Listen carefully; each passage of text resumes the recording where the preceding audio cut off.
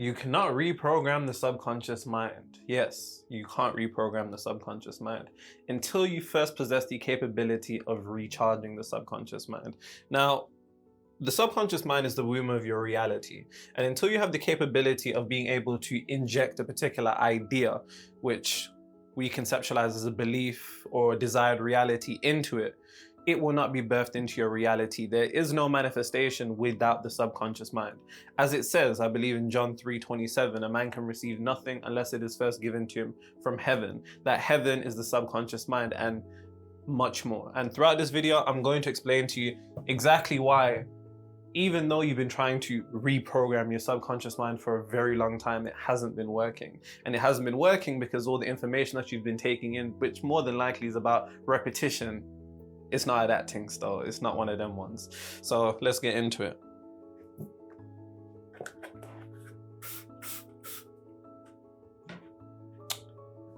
Showed up. Showed it. What it do? What you know about a supermodel? I'm surprised you know that song, AJ. I'm surprised you know that song. But you know what though? I gotta apologize to the regulators, man. They've been cooking me. What did you say? So Nate Dogg and Warren G regulate. First of all, I forgot Nate Dogg was in it. I actually rapped a large part of that song, but then apparently I said LPZ and it's LBC, Long Beach, California. Yeah. LPZ. Guys, I was born in 2001, man. Like, didn't that song come out in like the 80s or the 90s? Like, please spare me, man. Spare me. Nah, they were cooking my shit. They said that they took my black card now with yours. And we're both, mine? yours was taken ages ago. Come on. Didn't know Boondocks. You see, guys, he's lying to you. You're gonna get some. Let's just get into it. So, more often than not, you have to understand a lot of people don't actually know the depths of what they're talking about in this space. It's important that we first begin by defining what actually is the subconscious mind, and I'm gonna give it to you in a way that it's easy. Pause. So, the way that I want you to conceptualize the subconscious mind is simple.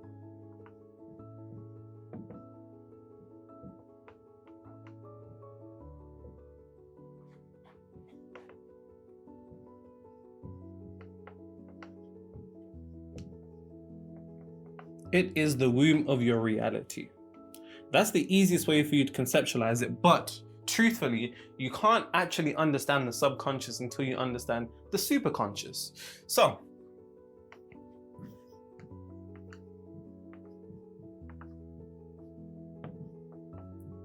the subconscious mind is the gateway to the superconscious. Now, the superconscious is what we'd conceptualize quite simply as God.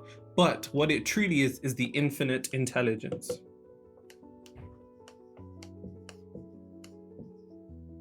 And when I say the infinite intelligence, I'm talking about the aspect of God that is within you but outside this third dimensional realm. It's what we conceptualize as God, being tapped into what's considered the infinite storehouse, the universal Amazon as I like to conceptualize it, but the infinite intelligence. Otherwise conceptualized in Hermetic traditions as the All. It is the source of all knowledge. Bear in mind, when I say all knowledge, you have to elevate your thinking. You have to stop thinking like a human and start thinking like the universe. And what I mean by that is you need to elevate outside the illusions of this third dimensional realm to the things that we're constrained by. And when we go outside of our third dimensional realm, things such as time and space no longer exist, which means that technically everything is one and everything is taking place, and everything that is to ever take place exists there. Hence why in some other traditions in the East, it's known as the Akashic Records. It's this idea that there's this library of infinite intelligence that we can extract from. Now, that is the superconscious. Your subconscious mind is the gateway to that. Because remember, the superconscious is what we conceptualize as God. You are the physical expression of God, the physical manifestation of God, quite literally. And the superconscious is buried within your subconscious mind, and through your subconscious mind you tap into this source, which is the portion of you that is beyond the illusions and the aspect of you that is unlimited, also conceptualized as infinite. Hence why As Jesus says in Matthew, with men, this is impossible. With your physical ego, it's impossible. But with God, all things are possible. Understanding that God is the superconscious. Like I said, without knowing the superconscious, the subconscious begins to make least sense. The whole reason as to why your subconscious is the womb of your reality is because it's directly, intimately connected to your superconscious. And based upon your ability to tap into your superconscious will be directly reflected in your ability to implant an idea into your subconscious to manifest reality. Now, once again, just for clarification, your subconscious mind is the gateway to your superconscious. Your superconscious is also characterized as God, also known as the infinite intelligence or the all.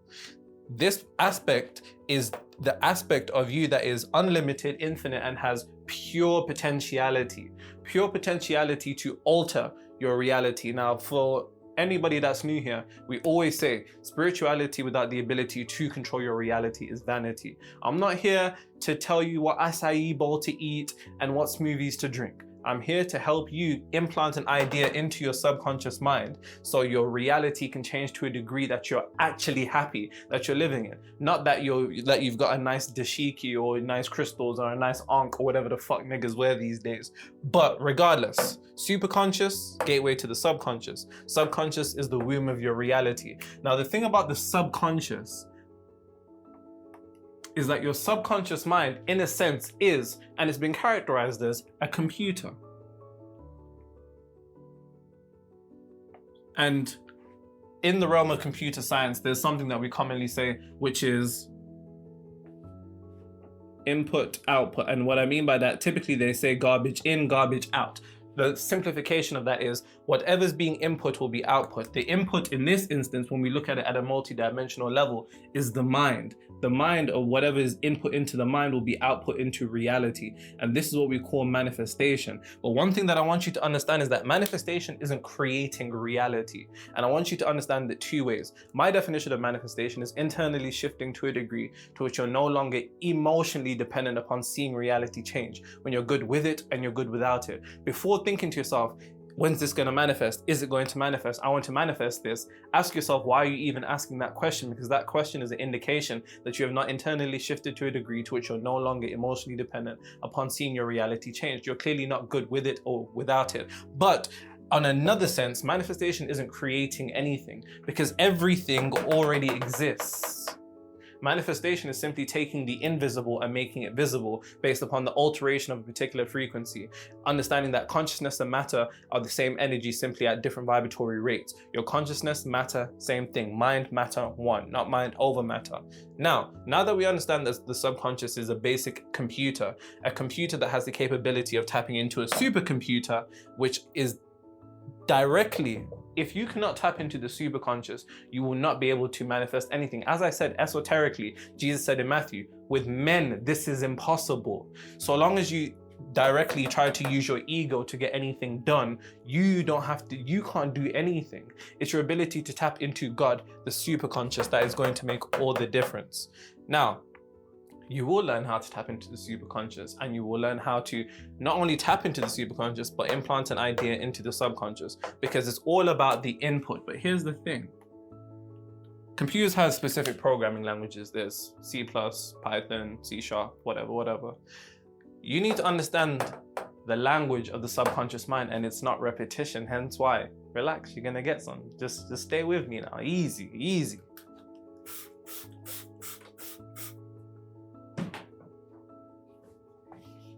Funny. When the Neural Nation discovered my channel, someone commented, we finally waited and we finally got some. I was like, bro, that's a bit sus, but I hear it. They were commenting all types of stuff on your thing, innit? Yeah. You guys make sure you go follow AJ's channel, man. You'll see him over there oiled up, and I'm playing the piano for him over there. I'm doing it good for him. Pause. Whoa. You did real good stuff.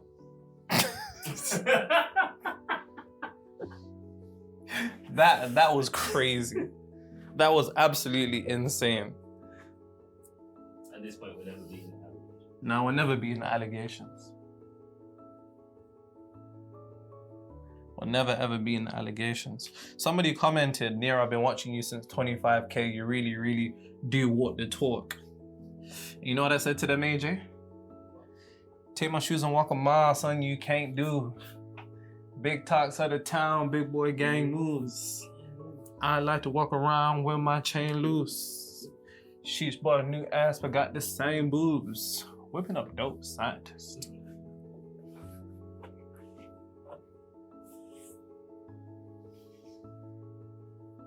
Okay.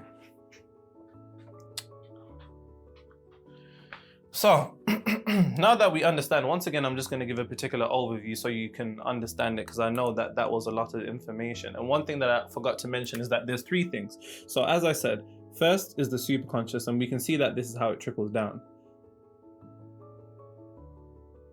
Then there is the subconscious.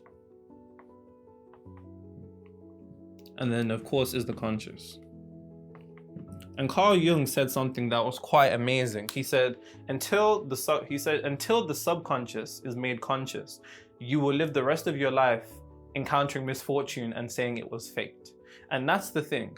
You have to come to the understanding that you being the physical expression of God, you possess the capabilities of God, and one of those is creation. We exist in the mind of God, as it said, the first universal law, and I made a video about this. The first law of the universe is entirely mental. And understanding that the universe is entirely mental and the all is mind and the mind is all, we exist in the mind of God. And because we exist in the mind of God, we inherently live in a mental world, even though we experience it materially.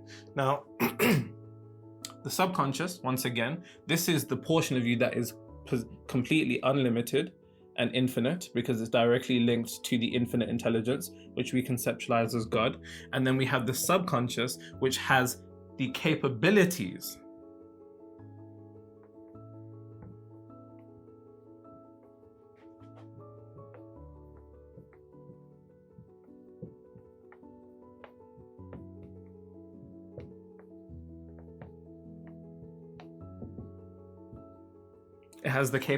of tapping into the superconscious, being the womb of reality.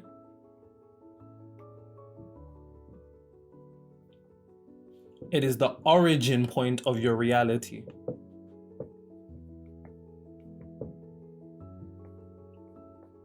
As within, as without. When it said as within, as without, the within is the subconscious mind, because this is where an aspect of the superconscious resides. Then we have our conscious, which is you can conceptualize this as your ego, your physical vessel, your day-to-day activities. Now here's the thing. The whole game, as you can see, it trickles down. You have to understand on a multi-dimensional level, which I'll explain. Relax, you're gonna get some. Just stay with me now, And make sure you're taking notes and make sure you drop them in the comments. We're not here to be watching me for fun. I still don't understand how one girl actually said to me, I don't take notes, I just rewatch your videos until it gets in my head. Which is quite interesting actually, but it's like, don't I talk for like 50 minutes? She's on that repetition. Like, how do you do that? That's repetition. We're not doing all of that for the subconscious mind. Just stay with me now. But everything trickles down, and you have to understand on a multi-dimensional level how eventually your subconscious actually drives your behavior. Because the thing about the subconscious, and this is commonly said, is that the subconscious is responsible for 90% of your behavior.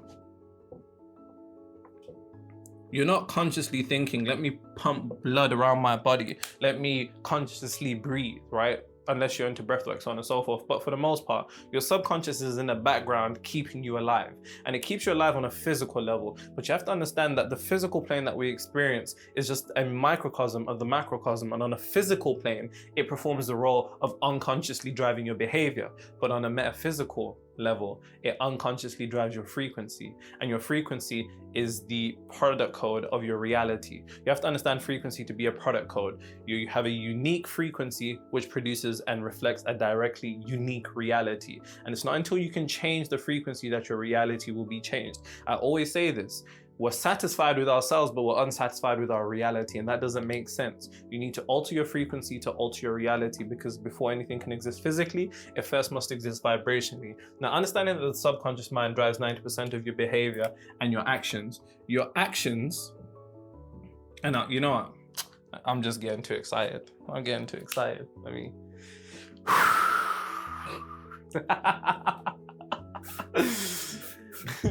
I'm getting too excited.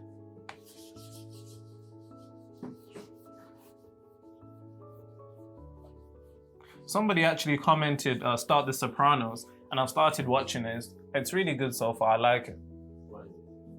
What, The Sopranos? Yeah. He's into waste management. Waste management. Nah, it's a mafioso type thing still.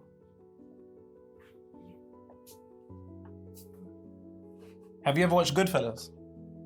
No. What? You've never watched Goodfellas?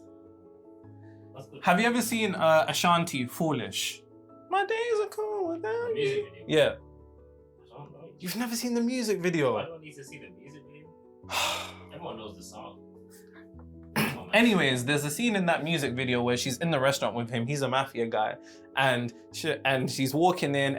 He walks into the restaurant. Everyone's toasting up to him. They make a whole table for him because it's copying Goodfellas. It's like a play on the thing.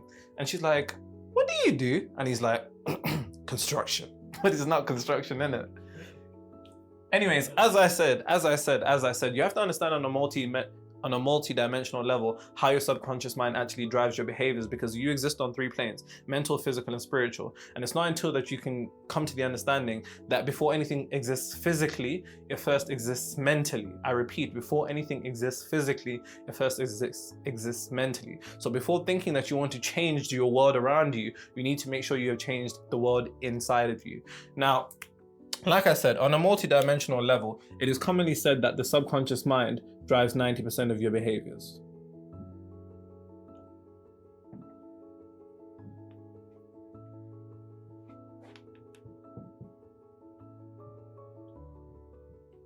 And see, you guys asked for this video, so, you know, me, like the slave I am, AJ was like, make the video now. And I was just like, oh my God. I was literally crying before this, and he was just like, make the fucking video now. And I was just like, please don't hurt me. Anyways, as I said, the subconscious mind drives 90% of your behavior is due to the subconscious mind. But here's the thing. By the time that we show any type of behavior is an action. Action is directly tied to the physical plane. Now, this doesn't make sense as to why people go about trying to change their subconscious minds in the way that they do through changing their physical actions, because action is directly tied to the physical, and the physical plane is an effect. And because the physical plane is an effect, attempting to change your behavior, to change your subconscious mind, is essentially nigger maths. That's saying, I'm going to change an effect by changing an effect. That doesn't make any sense, unfortunately. In order for you to change an effect, you must first change the cause. Once you change the cause, the effect will naturally be changed. And this is a hermetic law, the law of cause and effect. It says every effect has a cause and every cause has an effect. But you have to understand, the ego and the world around you tricks you into thinking that this physical plane is the world of cause and effect, but it's not. It's simply the world of effect. It is, by the time you're watching a movie on the screen, you're seeing a projection, but you actually need to change what is playing, and what's playing is always on the mental plane. Now, here's the thing. And this is how it goes on a multi-dimensional level. Let me explain. Let me use a different color. Why not? Let me spoil you guys. Why not? So, you take physical action. Remember, the subconscious mind is responsible for 90% of our behaviors and our actions. You take action. Once again, this is a multidimensional explanation of how the subconscious mind works, so make sure you're taking these notes. You take action. You take actions based on the things you are internally compelled to do. Sometimes you're just compelled to do things. Your mind might say, take this left, instead of, going down in your usual way. Oh, go talk to this person, reach out to this person, change this on your website, do this, just fill this thing out. Oh, go do this, go do that. You're almost silently compelled to do things internally. And the things that you're compelled to do is always going to be based on one word. AJ, what's that word? What's the word? You think after all the videos we've recorded for 15 minutes he would know, but come on, that's a very broad spectrum. No. Anyways, this looks like it's spelled wrong, but it's not, I promise. So wrong. No, it's not. Your action is always directly interlinked to what you're internally compelled to do. What you're always internally compelled to do is always based upon your intuition. Your intuition is comprised of two words: in, pertaining to the inner world, also known as the mind, and then tuition just simply means teaching or guidance. Guidance or inner teachings from the inner world, so on and so forth. And what is your frequency based upon? Hopefully you said it right. Your frequency is always determined by one word. Oh shit. Your intuition is always determined by one word, and that's your frequency. This is a multi-dimensional explanation of how we take action. So, this is all to say, if you want to change your subconscious mind, the thing that we need to work on changing is our frequency. And this can be extrapolated to anything. So for example, the action that you take is always going to be directly based upon what you're internally compelled to do. And that's always going to be based upon your intuition. And your intuition is always going to be determined by your frequency. So let's take two particular individuals. Let's say there's somebody who's broke and let's say somebody who's rich. The only difference between a rich person and a broke person, bear in mind, there's only one mind in the universe. The only difference between us, there's one consciousness in this entire universe. The only thing that differs it is the arrangement of that particular degree of consciousness. That's a bar, write that down. And once you begin to start seeing it like that, you actually come to the understanding that you're literally like every single person that you aspire to be like. You're also literally like every other person that you don't like. The only difference between you guys is the arrangement of that particular degree of consciousness, right? The frequency of, let's say, somebody who's broke, based upon their frequency of being broke, that means they received intuition that is based upon their frequency. So they received the intuition of a broke person. And then they're naturally compelled to do things that broke people do. And based upon that, they then take the actions of broke people. And this can be simultaneously altered to the degree of somebody who's wealthy. Somebody who's on a frequency of wealth will have the intuition of a wealthy person. They'll know what investments to make, what to do with their money, what opportunities to take, what things to do, what people to reach out to, etc., etc. Then they'll internally be compelled to do it. And then they end up taking that physical action, and that physical action always leads to what we call reality, which is our manifestation. So it's all about understanding that we have to work with the biggest domino instead of trying to do what 90% of people do. And here's the thing, it's kind of split in the world when you really come to an understanding of it. It's kind of split straight down the middle, right? Most people are concerned with taking physical action. So let's say 90% of the world are here. They attempt to take the action. So for example, when they want to change their subconscious mind, they work on trying to change their behavior and naturally repeat, etc., etc. And I say repeat because everybody knows if you want to change the subconscious mind, it's repetition, right? No, that is not the language that we're going to be using. So just relax. You're going to get some, just relax. But 90% of people play that game of trying to take physical action to change their subconscious mind, to change their realities. But by then, you're already too far down the chain without realizing that their frequency is always going to trickle down and have this knockdown effect straight down to their physical action, which then has a knockdown effect straight to their reality. So we work with the biggest domino first. That's what we do over here. Because the aim of life isn't to work hard. It's not about working hard. It's not even about working smart. It's about working multidimensionally. And that's when you arrange yourself correctly, understanding the position in the hierarchy of the universe when we're talking about cause and effect. Relax, you're gonna get some. So, what does the subconscious mind like and what doesn't it like? See, the issue is, for the most part, you've been given information on things that it doesn't like and you actually try to do those things. Hence why shit ain't working. And it's all right, because I've been there. It's one of them ones, I get it.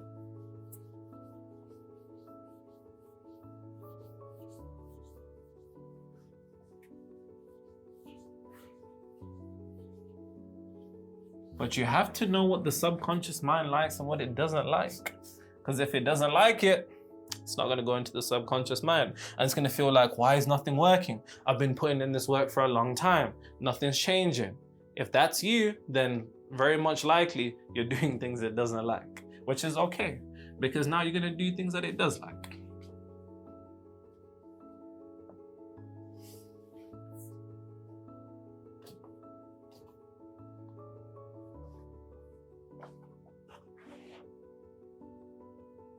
If it ain't one thing, it's a motherfucking another. God damn.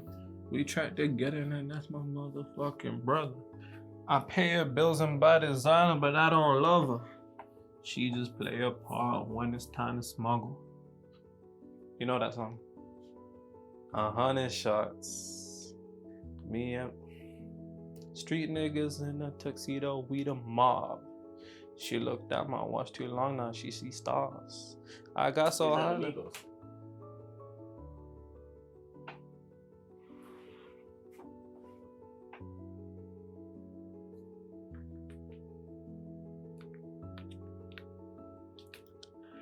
What the subconscious mind doesn't like, ladies and gentlemen, there's a couple of things you have to understand, and this is all directly connected to brainwaves, so on and so forth. So it is going to get a bit technical here, but just stay with me, So what the subconscious mind don't like,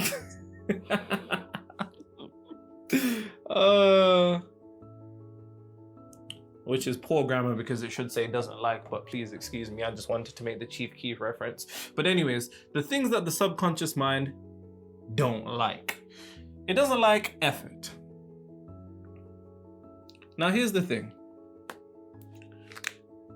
Typically when it comes to manifestation knowledge or reality creation knowledge, there's an aspect of you that has studied so much that now is suffering probably from analysis paralysis. The analysis paralysis then leads you to being confused on what to do. When you finally do choose something, you're frustrated because it's not giving you the effect that you want. So you attempt to put effort onto the subconscious mind, but the subconscious mind cannot respond by effort, because you have to understand, as Jesus said in Matthew, seek ye first the kingdom of God and then righteousness, and all these things shall be added unto you. Seek first the kingdom of God, a particular inner world of your subconscious mind that is resonant with everything except effort. So the more effort that you try to put on the subconscious mind, whether you're trying to visualize yourself, trying to force it, and you're really like screwing your face, or you're doing affirmations again and again till you're becoming fucking tired, or you're writing down like Bart Simpson at the start of every Simpsons episode, you know, what it is, your script and the reality that you live in. The more effort that you actually use when it comes to the subconscious mind, the more it actually begins to stray away from you, because it doesn't like that. It doesn't respond to that. You have to understand, you can't force the subconscious mind into doing anything. And that's what a lot of people try to do. You need to seduce the subconscious mind. And that's what we are doing here, seducing the subconscious mind. The second thing that the subconscious mind doesn't like, similar to effort, is strain. So as I said, when you're doing these particular techniques, or you know, you're going into a particular degree of overdrive when you're visualizing, or you're affirming, or you know, really doing whatever it is that you do. Anytime that you begin to strain, once again, similar to effort, the subconscious mind doesn't like this. It also doesn't like tension. And see, and when I came to this understanding, it literally blew my brains. Pause. For the mere fact that the subconscious mind doesn't like tension, but majority of the world is trapped at a particular degree of a survival state of consciousness. And when you're in a survival state of consciousness, not only from a vibratory rate are you limited to a degree of survival, but physiologically, you're acting from the basal ganglia, also known as the reptilian part of your brain, the primal part of your brain, responsible for fight or flight. And fight or flight is always going to be in a state of tension. And this is actually why a lot of people struggle to program their subconscious mind, because they're not in a particular state of consciousness internally, or a state within that is conducive to actually seducing the subconscious mind.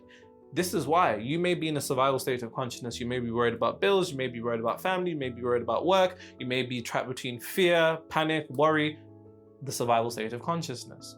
And because you're trapped in that state, and this is why the game is so fucked up completely, because these individuals, whoever they are, that run this third dimensional realm, understand these things down to a very intricate level. And it's almost amazing that they keep people in a degree where they're constantly in a state of being tense.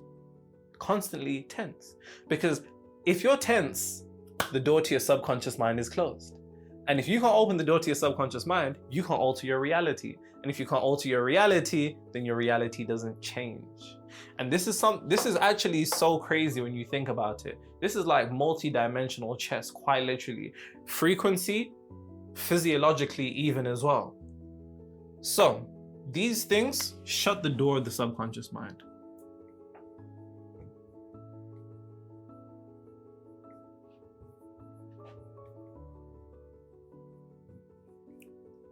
And if the door of the subconscious mind is closed, then you cannot tap into God, which is the superconscious, which is the only thing that can change your reality. I repeat, you cannot change your reality. The only thing that can change your reality is the God within. I repeat, you cannot change your reality. So stop thinking, I need to do this, I need to do this, I need to do that. You actually need to get the fuck out the way and let go and let God. This is the true esoteric definition of removing the ego out of the way, the portion of you that is limited, so the unlimited can actually possess the capability of altering your reality. Once again, these are the things that close the door on the subconscious mind. So if you're doing effort or straining when it comes to these manifestation techniques, or trying to reprogram your subconscious mind or change your vibration, effort and strain is going to shut the door on the subconscious mind. And if you're in a state of constant tension, then the subconscious mind is also going to be closed, because you're in a survival state of consciousness operating from the oldest part of your brain, responsible for fight or flight. So, what's the things that the subconscious mind likes? Tranquilo.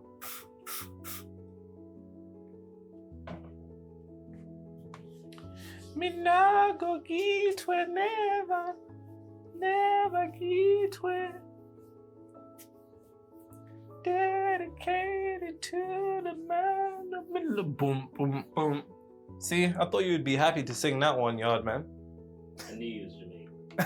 You got him, guys. True colours are finally shown. I'm not Jamaican. And I will never be Jamaican, bro.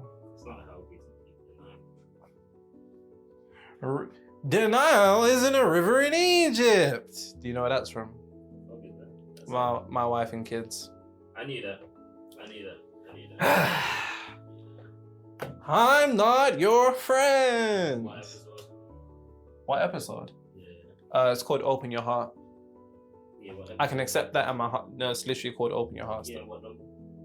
Get out of here, man. Yeah, this guy, you ain't real, bro. Get out of here, man. I told you the episode name, and you're asking me the season and that. I actually think it's season. Oof. Season 3. I don't think it is. I think it's season 4. I think it's season. Have you just checked? It's season 4. I think it's season 4, episode 13. Search it right now. My Wife and Kids, Open Your Heart. That's literally what the episode's called. This is so idiotic. Season 3, episode 13. No! So it's episode 13. Take his black cards. Oh, that's so crazy that I said episode 13. That is so crazy. That's insane. Wow. These pretenders. Literally, shut up, man. So, what the subconscious likes.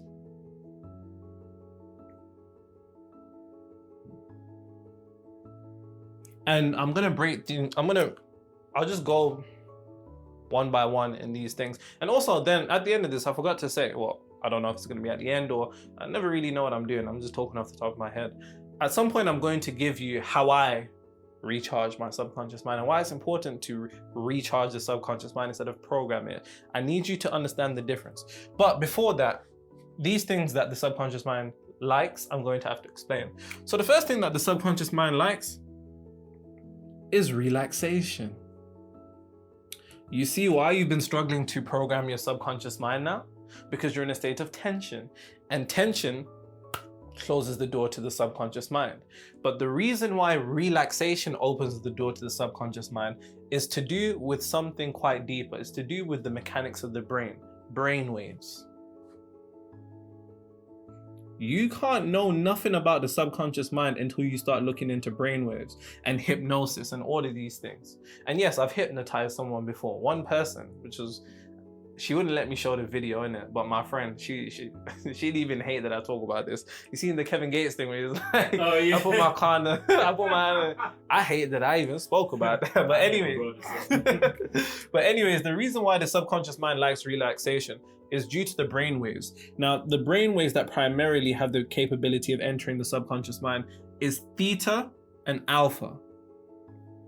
These states, I believe theta is 4 to 8 hertz. I'm not sure how much alpha is, but it's a deeper state. The point being, these two states are resonant with deeply meditative states. And when these states are deeply meditative, because they are the gateway to the subconscious, these two brain waves, right? Bear in mind, anytime that you enter a particular degree of relaxation, and this could be you literally about to go to bed, it could be you literally laying down on your sofa, it could be you laying down in a chair, it doesn't really matter. Anytime that you're relaxed, your brain waves begin to switch. They begin to switch going into alpha and theta. These are deeply meditative states, and these deeply meditative states take the ego out the way. On my knees, as usual, no diddy, take the ego out the way. And because it takes the ego out the way, it has essentially what it truly takes away is limitation. Because that's what the ego represents, the conscious mind. It's limited. Remember, when you take the ego out the way, you then possess the capability of going into the subconscious mind. The subconscious mind is the portal to the superconscious mind. The superconscious is God, the infinite intelligence that is within you, as it says esoterically in Corinthians, that the Spirit of God is the dwelling place of you, and Jesus Christ being the materialization of the infinite intelligence, as it said in Philippians 2:5-11, let this mind be in you that was also in Christ Jesus. As Paul said in Corinthians, do you not know that Christ is within you? Unless you have failed the test and you are disqualified. The reason relaxation is what the subconscious mind likes is due to the brainwaves. It takes the ego out the way because it's a deeply meditative state. You take limitation out the way. Then when you take limitation out the way, guess what comes? Pause. God comes. Pause again. Multi-dimensional pause. But that's why relaxation is so powerful. So check this. How often are you actually relaxed in your day-to-day? Because here's the thing. A lot of people make the mistake of, and I'll write it in red because I'm just spoiling you guys with all these colors. The subconscious mind dislikes, remember, tension. Tension is associated with our conscious day-to-day activities of work, going to work, talking to people, etc., etc. That is beta waves. Beta waves is what the subconscious mind don't like. You can't. And that's the issue. How often are you actually in a state of relaxation? Hence why it says in John, a man can receive nothing unless it is first given to him from heaven. You can receive nothing on this physical plane. You can't manifest or materialize anything in this reality unless you are prerequisite in a state of heaven, a state of internal relaxation. How often are you relaxed in your day-to-day? How often do you consciously relax yourself? And pause, I know there's some sick people out here, but you get what I mean. Internally, in your day-to-day. Because more often than not, a lot of us coming from particular survival paradigms, especially growing up in the ghetto, you're constantly on alert. And because you're constantly on alert, you're constantly in a state of tension. Whether it's financial problems, you're worried about the bills, bailiffs. In America, you guys don't call them bailiffs, you call them debt collectors. Yeah, they used to terrorize us over here. Whatever it is, you're constantly in a state of tension. And because you're constantly in a state of tension, you're doing things the subconscious mind doesn't like. So when you come now and try to put all this subconscious information or this manifestation stuff that you see in my videos or whatever else, or the books that you're reading, your mind is like, the door's closed. The door's closed. The door's closed. It doesn't even matter. It doesn't even matter. Because you have to understand, the information that you implement first has to have the prerequisite, mandatory prerequisite of you being in a state of relaxation. This is what the subconscious mind likes. The second thing that the subconscious mind likes, and I'll write this in purple, probably the most important word when it comes to all manifestation or reality creation, in my humble opinion: conviction. You have to understand,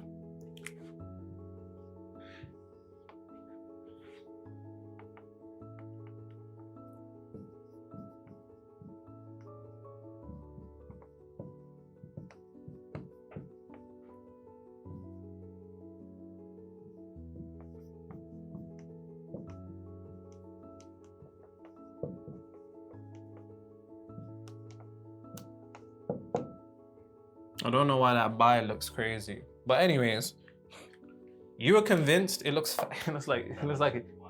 overweight. Like, it just looks. Anyways, you were convinced by the reality you were in, and what I mean by that is this: as I said, before anything can exist physically, it first must exist vibrationally / mentally and spiritually.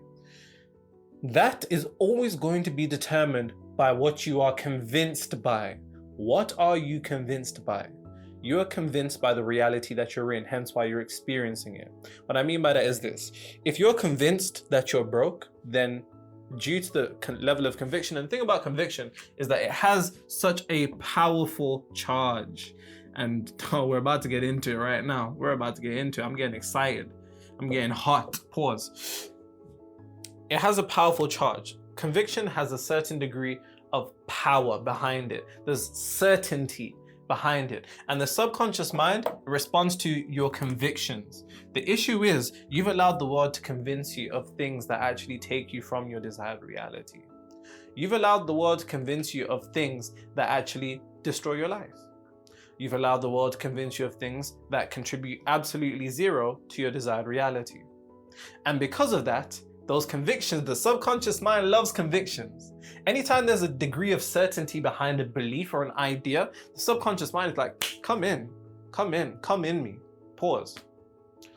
You have to understand this. Convictions are, I won't say the language of the subconscious mind, but the subconscious mind loves convictions. You have to ask yourself the question, what am I convinced of about myself? A lot of people are convinced that they're stupid. A lot of people are convinced that they can't do it. A lot of people are convinced that it's not going to work for them. A lot of people are convinced that, oh, because my uncle tried it and he lost his leg, it's not going to work for me. A lot of people are convinced by things that are actually in direct opposition towards their desired reality. If you could literally convince yourself of things that contribute to your desired reality, you would be in it. So, two things subconscious mind likes: relaxation based upon brainwaves typically alpha and theta. Anytime you're in a state of relaxation, that's a deeply meditative state. When you're in that deeply meditative state, it takes the ego out the way. When it takes the ego out the way, what it's taking out the way is limitation. And when limitation's out the way, God can come in. Pause. There's no space for God or the infinite intelligence to restructure your reality because your ego's in the fucking way. Move, bitch. Get out the way. And convictions. The subconscious mind responds to convictions due to the degree of power behind that emotional charge, which I'm going to get into very shortly. And based upon that charge, it has a certain degree of certainty. And you have to understand, this is the true definition of faith. This is the true definition of faith. So when the Bible talks about faith, esoterically, you have to understand our version of faith in our modern day, based upon not only etymology changing, but also the meaning of words changing, has been lost in translation. We conceptualize faith as trusting, and the issue about trust is that it has the potentiality for doubt, hence why you trust. You don't know. Conviction is knowing. Think about the times you said, I know I'm going to see some. For some reason, you just have this feeling, I know I'm going to see someone I know today. I know I'm going to see someone I know today. Oh, I know this is going to work. I know this isn't gonna work, right? Which comes back to the understanding that you make the laws of your reality. There are no truths in reality other than what the subconscious mind accepts as true. And the things that the subconscious mind accepts as true are convictions.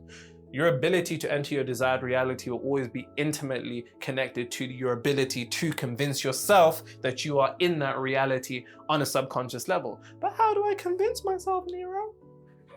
Relax, you're gonna get some. You have to understand the only language of the subconscious mind.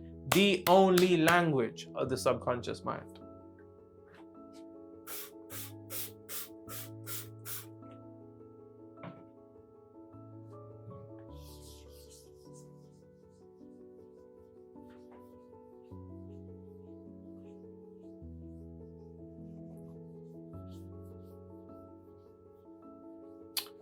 If you're talking the hardest, gigs better pop up on your thoughts as an artist. Jeez.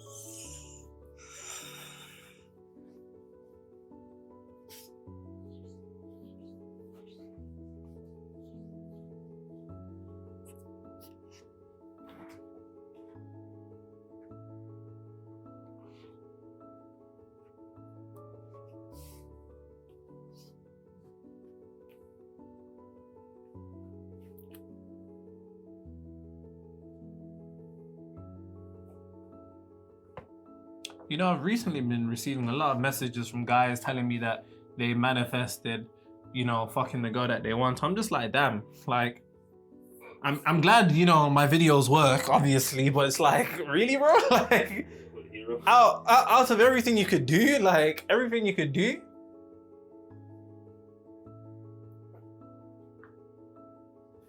You could manifest some success, some wealth.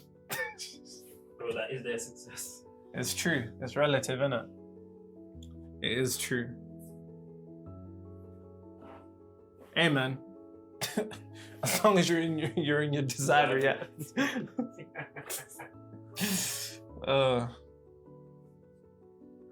Okay. Walking on a dream. How can I explain? There's only one language of the subconscious mind. It's not repetition, as they would like you to believe. I conceptualize repetition like brute force algorithm.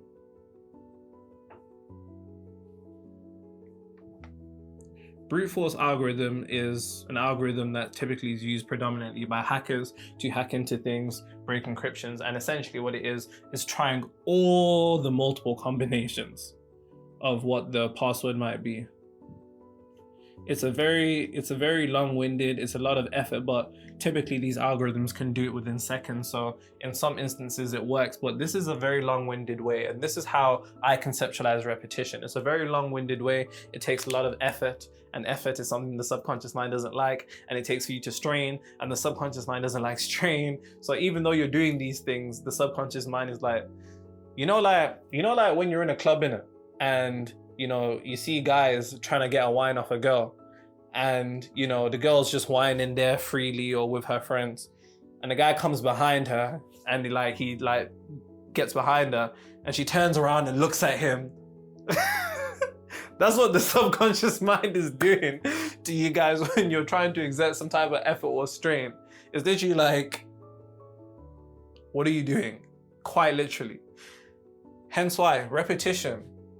It's along that type of line. It's effort, it's strain. But then what often happens from you feeling like it's not working is that, honestly, and this is completely normal, you become frustrated. You become irritated. You become apathetic. You're just like, you know what, fuck this, man. I've been reading these affirmations for like 10 years now. Like, it's just not working.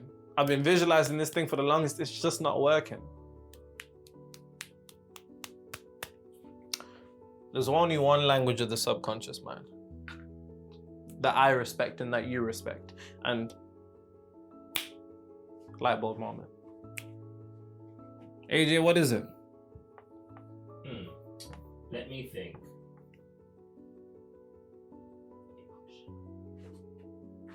This is the only language of the subconscious mind. This is the only thing that the subconscious mind will respond to.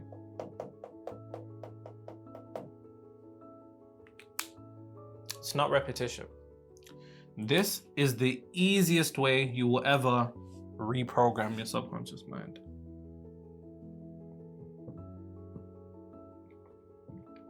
And you have to understand on a multidimensional level, on a metaphysical level, why emotion is as powerful as it is. And there's a couple of reasons for this.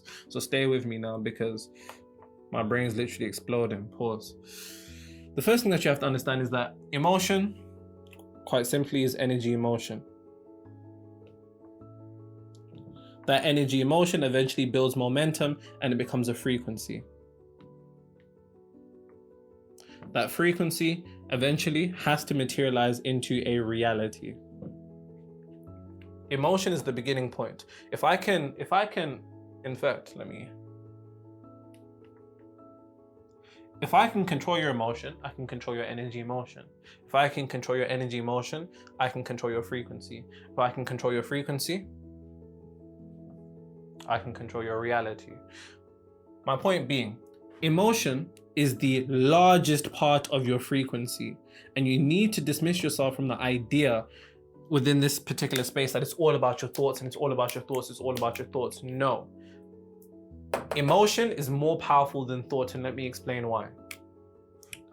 In order for you to think, this is an activity done by your brain. Your brain and mind isn't the same thing. You can weigh the brain, you can touch the brain, you can't touch the mind, you can't measure the mind. The mind, as Jesus said quite literally in the Gospel of Thomas, esoterically, the kingdom of heaven is inside and outside of you. The mind quite literally knows no bounds because it is the portion of you that is directly connected to the aspect of you that is freed from this third dimensional realm, and it's not constrained by the illusions of this third dimensional realm. Come into that understanding. Emotion, as I said, in order for you to think, neurotransmitters are sent across your brain, which means that thinking and neurotransmitters are electrical, which means that thinking is electrical, and that electricity emits a particular wave because it's an energy signature.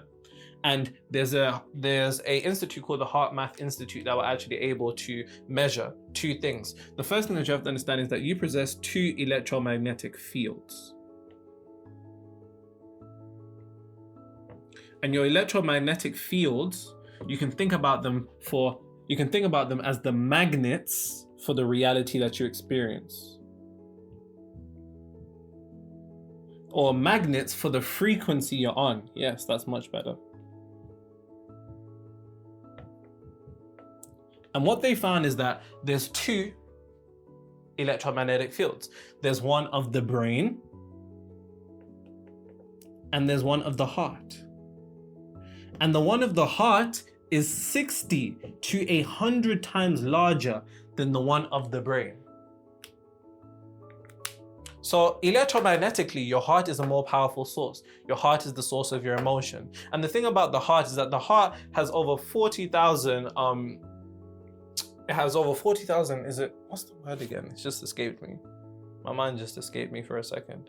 The thing about the heart that you have to understand is that the heart has a memory storage of its own. You hear these stories where people have heart transplants and they end up falling in love with somebody who was in the life of the person who has given their heart or has passed away. And you have to understand that how often do we say, I know that song off by heart? Because the heart is a greater storage of memory. This is why in more spiritual traditions, it's said in the Quran that the heart will be weighed. It's also said in ancient Egypt, in the Book of the Dead, that the heart will be weighed, the 42 laws of Mayat. You have to understand these things for the mere fact that spiritually, the heart has the most reverence. The heart has the most reverence when it comes to your spiritual nature. Hence why even babies, before they develop brains, they develop hearts. And that makes no sense because the brain is the operating system of the body. It literally makes no sense. And it puzzled scientists for decades. But you have to understand the spiritual reverence of the heart. Hence why it's spoken about so many times in Proverbs. The heart is quite literally the source of your frequency because the source of emotion. Emotion is energy emotion, which compounds into frequency, which compounds into reality. Emotion is the language of God because it's the first thing that God gives you when you enter this physical plane. Understand what I'm saying. Emotion is the only language of the subconscious mind. The only language. Now, let me go deeper. Pause. The things that the subconscious mind accepts the beliefs that are held in the subconscious mind are those with the most emotional charge. In fact, let me clean the board. Let me clean the board because this deserves its own space.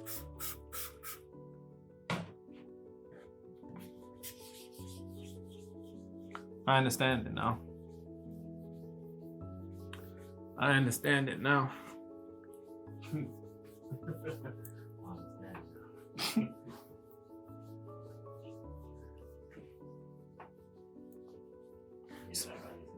Somebody actually made like a parody video of me, and he put something like the 3 M's of the universe, manifestation. No, he said the 3 M's of manifestation: manifestation, meditation, and masturbation. Masturbation was last. You should put that as number 1. No, I had to repost and share that. He's too funny, man. That was too funny.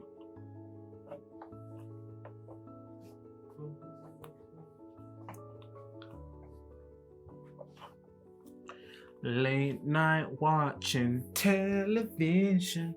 How'd we get in this position? It's way too soon. I know this isn't love, but I need to tell you something.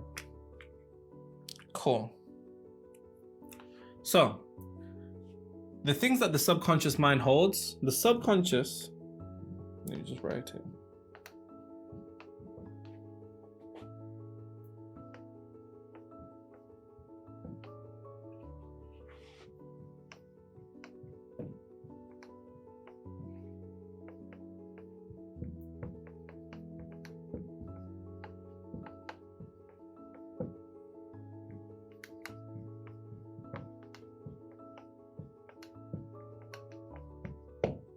The subconscious mind holds the ideas and beliefs with the most emotional charge. Emphasis on the most. And the reason why I say the subconscious mind is the true language, emotion is the true language of the subconscious mind. We've all been through traumatic events in our lives. We only need to go through a traumatic event once for our entire mind to be completely reconstructed and changed. To that degree of negativity, it has the polarity for you to alter it and shift it into positivity for your desired reality. All of that was a bar, write that down. And as I said, the more emotional charge you can create behind a particular idea or a belief will increase its likelihood of entering your subconscious mind. The issue right now is that when you're trying to program your subconscious mind, you are not creating enough emotional charge. And here's the thing. People say, how do I get rid of, a negative subconscious belief? This is it. This is how. If you want to get of a negative belief or a negative subconscious idea, negative subconscious programming, you need to create either an equal or more powerful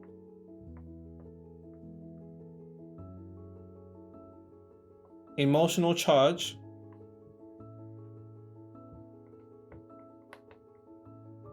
than what is there. It's all about displacing.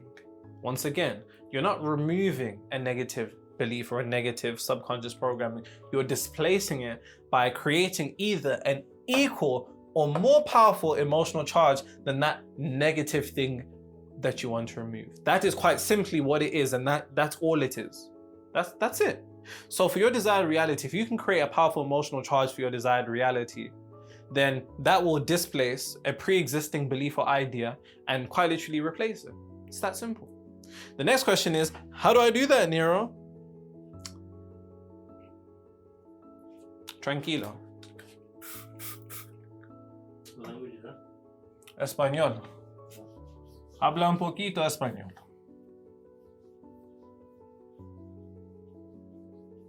Learn all my shit from Narcos.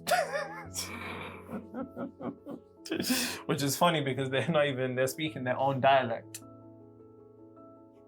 Quick side note, anime in English is actually amazing. We're not doing this. I'm not even going to entertain this. I love how I'm not even entertaining it's this. just so exaggerated. Like Gon's like, oh right.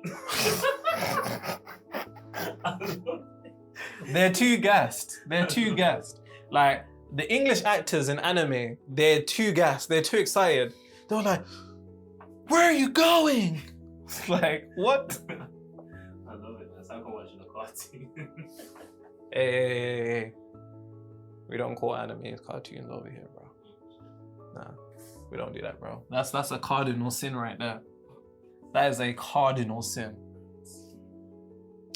All right, guys.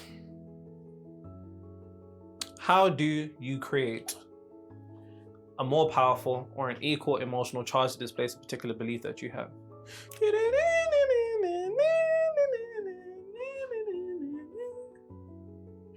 I'm never gonna dance again. Guilty feet have got no rhythm. Though it's easy to pretend, I know you're not a fool. Should've known she had it again. Waste the chance that I've been given. Ivy.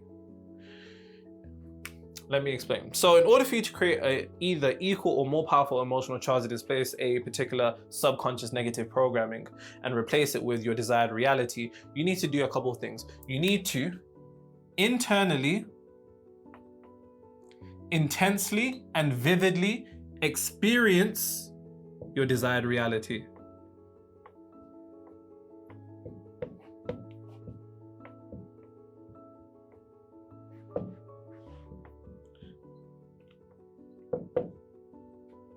And this isn't about visualizing. Visualizing in one aspect, typically people see it. No, I need you to experience it. And the way you look down at your hands and you see first person, that's how you need to experience it internally, intensely, and vividly. Now here's the thing.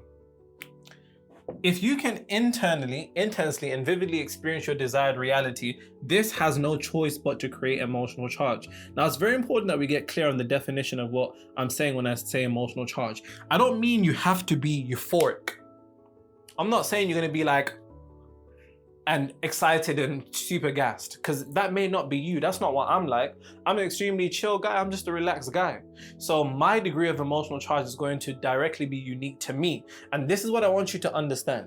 A lot of these spiritual niggas make it seem as if there's one size fits all, that you need to feel on cloud nine and you need to be super excited, but that may not be you. Because if you was in your desired reality, chances are it would be normal. And because it would be normal, you wouldn't be probably super gassed. Now, you might be somebody who'd be super gassed. Do you know yourself better than I do? So don't let me tell you, what type of person are you? If you're somebody who's to get excited and super happy, then that's going to be your expression of emotional charge. If you're somebody who's super relaxed and chill, the more chill and relaxed you feel, that's going to be your degree of emotional charge. If you'd feel proud, satisfied, and accomplished, that's going to be your degree of emotional charge. Now, the way that you internally, intensely, and vividly experience your desired reality mentally, here's what I always say to my clients. I always say to my clients, instead of trying to visualize something that's super extravagant, like you hop out a Rolls Royce, the doorman opens the door, confetti busts over you, pours, you walk around, you high five somebody, champagne is being poured, there's baddies all around. Like that may not be the thing. That's just ridiculous, right? That is extremely long-winded because remember, we just want to create emotional charge. We want to be efficient. We want to be nice and efficient because the mind is a battery. And when you're visualizing these things or you're affirming, and you can extrapolate this to whatever technique that works for you, there is no secret technique. Bear in mind, there is no best technique to create an emotional charge. This is just the characteristics that underlie them, internally, intensely, and vividly. Whether this is for affirmations, whether this is for scripting, whether this is for vision boards, whether this is visualization. There is no secret technique. The only secret technique is you. It's actually the emotional conviction. It's actually the conviction that you have in a belief that activates the emotional charge. And the emotional charge is the fuel that drives the car to take you to your desired reality. That's a bar, write that down. It doesn't matter if you're driving it doesn't matter if you're riding the village bicycle, it doesn't matter if you're catching a train, it doesn't matter if you're walking, as long as your vessel, your vehicle has emotional charge, that's going to be the fuel that can take you to your desired reality. You must experience your desired reality mentally. And when I say experience, the thing I always say to my clients is simply enter a scene where somebody that you love and somebody who'd be happy for you to succeed is congratulating you. And I got this from Neville Goddard. And no, I'm not law of assumption, I'm not law of attraction, I'm not this, I'm not that. I'm law of whatever fucking works. And you should be too. Take yourself out of these little games and cliques that people want to form in this kind of spiritual community, because then niggas actually begin to form rules for themselves on what works and what doesn't work. I don't think anybody ever gave a blueprint for this to be the only way that works. There's set principles in the universe that so long as you adhere to, they're gonna work. So don't fall into the little games and cliques that people do, and don't let people box you in either, because they're gonna try to do that, because even it's just the ego game. I don't get nothing from that. But anyways, somebody who loves you and congratulating you, and they either hug you, and if you lot got it like that, they can kiss you. And bear in mind, you need to be in the states of what the subconscious mind likes. So you need to be in a state of relaxation to allow your brain waves to then shift to a degree of not being emotionally dependent, but shift to a degree of theta and alpha, so you're deeply relaxed, so the ego gets out the way and you can access the subconscious mind, because those two brainwave states are the bridge to the subconscious. Your subconscious is the bridge to the womb of your reality. If you can enter it, you can reconstruct your reality, and you need to be in a state of conviction that what you're experiencing, what you're seeing is real, because what we're taking advantage of is the fact that the mind can't distinguish between imagination and reality. The mind can't distinguish between imagination and reality. So if we can trick your mind into thinking that imagination, in a sense, if we can trick your mind into thinking that the imagination that you're experiencing right now is real, is going to create an emotional charge, that emotional charge is going to enter the subconscious mind. And this is as simple as it gets. And the scene must be short and simple. And they must say some shit that they would say. So my boys wouldn't be like, I found it marvelous that you was able to attain that. I find it stupendous. They wouldn't talk like that. They'd be like, my nigga, my guy. That's what it's like. So then that's what I'd visualize, because that would implicate to my mind that this is real. And that would create an emotional charge. I ain't kissing my guys. Now, after that, just loop it again and again and again. When you begin to feel effort, or like you're straining yourself, stop, because the subconscious mind doesn't like that.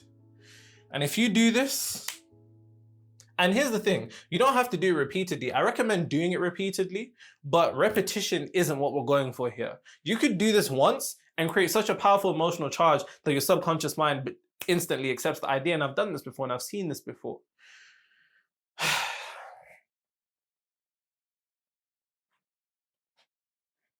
There you go.